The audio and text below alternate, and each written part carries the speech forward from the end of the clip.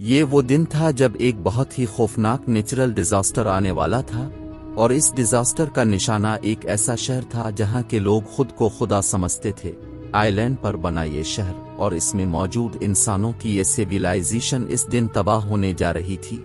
न सिर्फ यहाँ मौजूद बिल्डिंग बल्कि उनके तमाम एयरलाइंस के साथ साथ यहाँ बसने वाली पूरी सिविलाइजेशन ही एक ऐसी तबाही का निशाना बन चुकी थी जिसमें उनका नाम और निशान भी मिट गया था।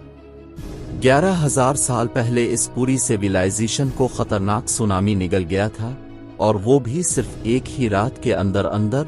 ये कहानी है इंसानों की ऐसी सिविलाइजेशन की जिसको आज हम अटलांटिस के नाम से जानते हैं। अटलांटिस की ये हैरान कर देने वाली स्टोरी एंशिएंट ग्रीस के एक फिलासफर ने आज से 2000 साल पहले लिखी थी, और इस फिलासफर का नाम प्लाटो हुआ करता था। उन्होंने अटलांटिस के बारे में लिखा था कि यहाँ के लोग खुद को खुदा माना करते थे, उनके पास एक्स्ट्रा ऑर्डिनरी पावर्स हुआ करती थी, और ये लोग जिन आइलैंड पर रहते थे वहाँ सोना और चांदी भारी मिकदार में पाया जाता था।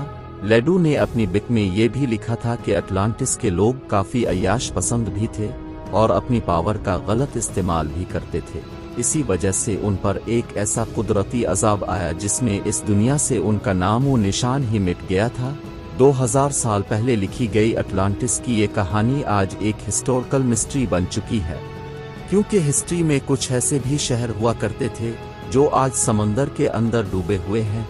इसी वजह से कई लोगों को अटलांटिस के भी समंदर में डूबने पर पूरा यकीन है। लेकिन सवाल ये है कि इतना बड़ा शहर और पूरी सिविलाइजेशन अगर रातों रात गायब हुई तो आखिर गई कहाँ? दुनिया में वो कौन सी लोकेशन थी जहाँ अटलांटिस के लोग बसते थे? और पिरामिड ऑफ इजिप्ट के बनने से भी 6500 साल पहले बसने वाले इंसानों के पास आखिर ऐसा किया था जिसको आज तक याद किया जा रहा है? यही वो सवालात हैं जिनका जवाब तलाश करने के लिए साइंटिस्ट, साइकोलॉजिस्ट और रिसर्चर्स पिछली कई सदियों से कोशिश कर रहे हैं।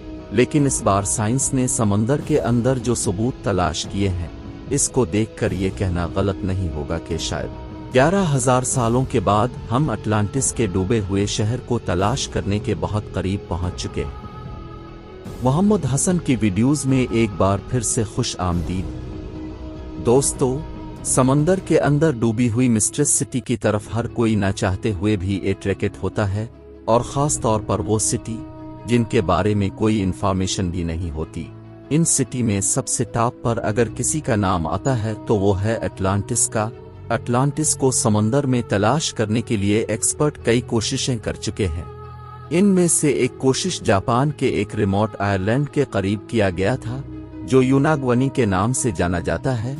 यहाँ मौजूद समंदर का पानी न सिर्फ खौफनाक है बल्कि इस जगह से अक्सर टाफून्स भी निकलते हैं, और यहाँ पानी के अंदर हैमरहेड शार्क के टोले भी मंडलाते देखे गए हैं। क्योंकि समंदर के इस खतरनाक हिस्से में जाना भी डाइवर्स के लिए एक बहुत बड़ा चैलेंज होता है। इसी वजह से काफी अरसे तक ये जगह एक्सपर्ट्स की नजरों से छपी हुई थी। आइचारू आराटाकी वो डाइवर है जिसने अपनी जान की परवाह किए बगैर यूनाकोनी में डाइव किया था। इस टाइम उनका कहना था कि जब मैं पानी के अंदर गया तो यहाँ पानी बिल्कुल क्रिस्टल क्लियर था, और मैंने बॉटम पर एक अजीबोगरीब स्ट्रक्चर बना हुआ देखा। पहले तो आर्टाकी ने समझा कि ये नॉर्मल पत्थर का पहाड़ है, लेकिन इसका शक यकीन में तब बदल गया जब उसने इस पहाड़ नुमा स्ट्रक्चर पर सीढ़ियों जैसे स्टेप बने देखे। इस डाइवर को ये समझ नहीं आ रहा था कि अगर ये नेचुरल पत्थर का पहाड़ तो इसमें स्टेप क्यों बने हुए हैं।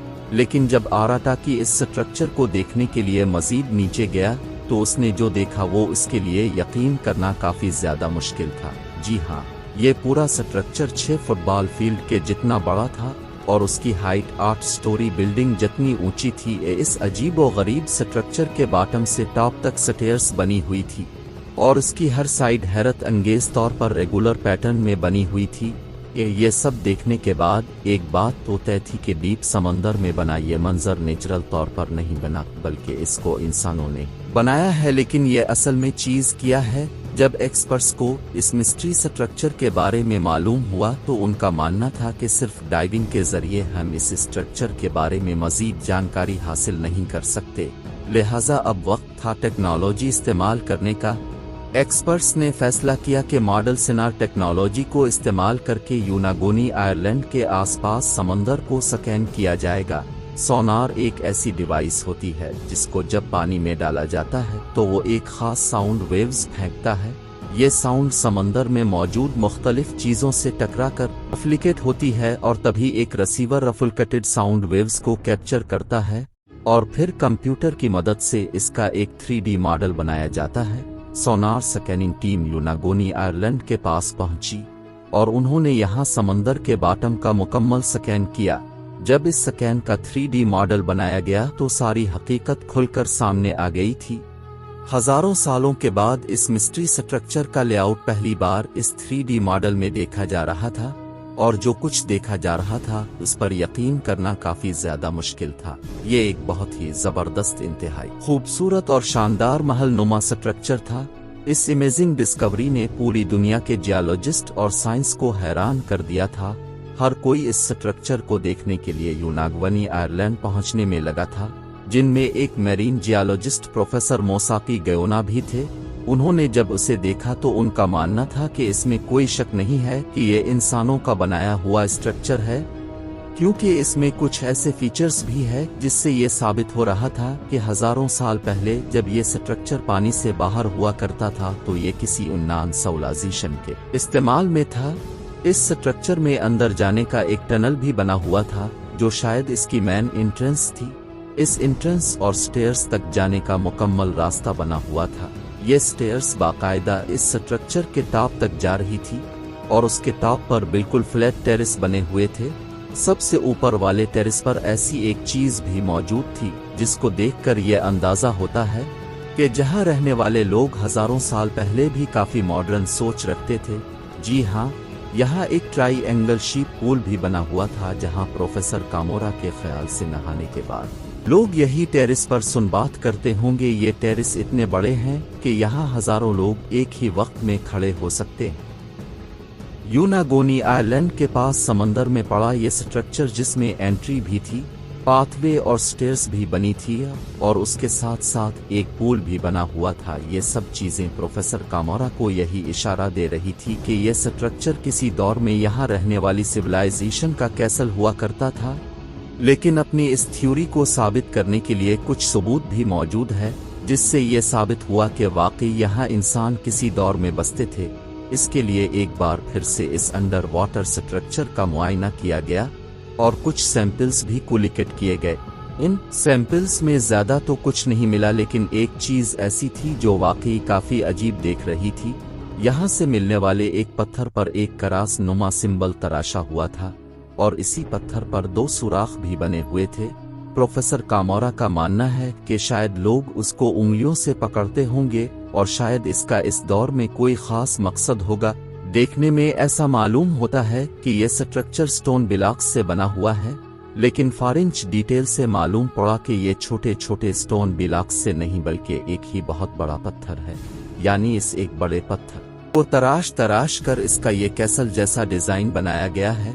यहाँ से मिलने वाले आर्टिफैक्ट की कार्बन डेटिंग से मालूम पड़ा कि ये नमूने 8 से 10,000 साल पुराने हैं। यानी 10,000 साल पहले ये जगह पानी से बाहर होती थी और यहाँ इंसानों की ऐसी सिविलाइजेशन बसती थी जिसका अभी नाम व निशान भी नहीं है। लेकिन क्या ये स्ट्रक्चर प्लाटो का बताया हुआ 11,000 साल पुराना अटलांटिस है, और फिर यहाँ से हजारों मील दूर ग्रेस के एक आइलैंड के बराबर में समंदर के नीचे से मिलने वाली पूरी एक सिटी, मिस्ट्री सीक्रेट सिटी के बारे में हैरत अंगेज मालूमात आप मोहम्मद हसन की अगली वीडियो में देख सकेंगे। उम्मीद है मोहम्मद हसन की ये वीडियो भी आप लोग भरपूर लाइक और शेयर करेंगे। इंशाअल्लाह मिलते हैं अगली वीडियो में। अपना बहुत सा ख्याल रखें। अल्लाह हाफिज।